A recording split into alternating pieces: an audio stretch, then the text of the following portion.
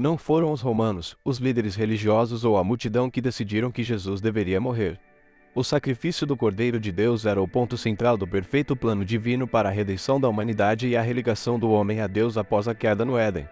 O próprio Jesus declarou que ninguém tiraria sua vida, antes, ele mesmo a daria por sua própria vontade. Mas, apesar de não ser uma decisão que estava nas mãos dos homens, não podemos deixar de notar que o julgamento de Jesus foi cercado de erros e irregularidades. Você sabe quantos pontos podem ser destacados no julgamento mais importante de toda a história? O julgamento de Jesus deve ter durado menos de 18 horas, e, nesse pouco tempo, ele foi levado a 6 diferentes audiências. Logo depois de ser traído e preso no jardim do Getsêmani, Jesus foi imediatamente à casa de Caifás, o sumo sacerdote. Isso aconteceu porque os líderes da época tinham pressa, eles queriam concluir o julgamento e executar Jesus antes do sábado, para que pudessem prosseguir com a celebração da Páscoa. Sendo assim, esperar amanhecer e se reunir no templo estava fora de cogitação. A Bíblia diz que Jesus foi primeiramente interrogado por Anás, ex-sumo sacerdote. Apesar de ter sido deposto da posição de sacerdote por governantes romanos, Anás ainda era respeitado e tinha muito poder entre os judeus. Para o povo, o sacerdócio era vitalício. O segundo julgamento foi diante de Caifás, o sumo sacerdote no cargo, e os principais sacerdotes, anciãos e escribas, ou seja, parte do sinédrio. Esse julgamento girou em torno de buscar falsas testemunhas contra Jesus, para que pudessem condená-lo à morte. Os judeus sabiam que não tinham razões verdadeiras para acusar Jesus, mas precisavam de evidências para levá-lo diante de todo o sinédrio. Muitas testemunhas falsas se apresentaram, mas nenhuma acusação foi consistente. Quando questionado por Caifás se era o Filho de Deus, Jesus respondeu: Tu mesmo disseste, mas chegará o dia em que vereis o Filho do Homem assentado à direita do Poderoso e vindo sobre as nuvens do céu. Essa afirmação de Jesus foi vista como blasfema, um crime passível de morte para os judeus. Pronto, Caifás conseguiu o que queria e agora tinha uma acusação forte o bastante. Esse julgamento terminou e, ao raiar do dia, o sinédrio se reuniu. O sinédrio era a instituição mais importante dos judeus. Os romanos cuidavam das questões políticas, mas o sinédrio tinha autoridade nas questões religiosas. Neste terceiro julgamento, que começou ao amanhecer, eles não estavam mais julgando o caso, mas apenas legalizando uma decisão ilícita que havia sido tomada durante a noite.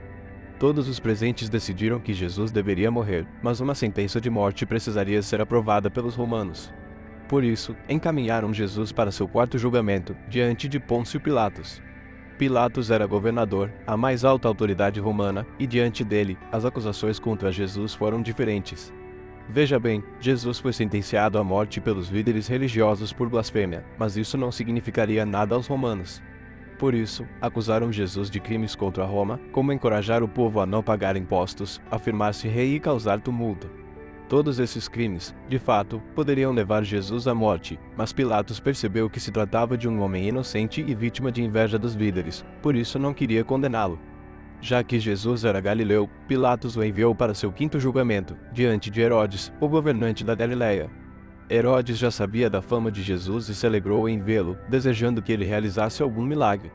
Jesus foi interrogado de muitas formas, mas permaneceu em silêncio. Por não atender o pedido de Herodes, Jesus foi enviado de volta a Pilatos. Ainda sendo visto como um homem inocente, Jesus chegou ao seu sexto e último julgamento, quando Pilatos tentou livrá-lo da morte ao perguntar à multidão se queriam soltar Jesus ou Barrabás. Porém, a multidão, incentivada pelos líderes, pediu a crucificação de Jesus. A crucificação era um tipo de morte destinada aos rebeldes. Os líderes queriam que Jesus fosse executado em uma cruz para mostrar que ele não era abençoado, mas amaldiçoado. Sua morte seria a morte de um rebelde, e não a morte de um rei. O que há de errado em tudo isso? Em primeiro lugar, é fato que o julgamento de Jesus diante de Anás e Caifás não passou de uma imitação da justiça. O desejo de ver Jesus morto era tão grande que os líderes religiosos, aqueles que tanto defendiam as leis judaicas, estavam dispostos a desobedecer às suas próprias leis. Jesus foi interrogado à noite e não foi abordado como inocente até que o contrário fosse provado. Os líderes, que eram sempre cuidadosos com as testemunhas para que a justiça fosse feita, estavam dispostos a ouvir testemunhas falsas. Depois de condenado, Jesus foi exposto ao escárnio dos membros do Sinédrio, outra situação totalmente ilícita. Por fim, acusações tão sérias como as que Jesus recebeu deveriam ser julgadas apenas na reunião do Sinédrio, mas naquela noite apenas parte do grupo se reuniu na casa do sumo sacerdote para encontrar uma falha que condenasse Jesus. Jesus passou por 6 etapas em seu julgamento e, no fim, foi levado à morte injustamente, apesar de não ter cometido nenhum crime que o condenasse. Ele não abriu a boca e foi levado ao matadouro como um cordeiro, tudo para cumprir o plano divino de redimir a humanidade e nos religar a Deus. Jesus não foi pego de surpresa pela traição, prisão ou ódio daqueles líderes. Ele sabia que todas essas coisas deveriam acontecer. De fato, nenhum homem tirou a vida do nosso Salvador, antes, ele a entregou voluntariamente. E você, já tinha reparado em todos esses detalhes sobre o julgamento de Jesus? Se você gostou do texto, não deixe de curtir, se inscrever no canal e ativar as notificações.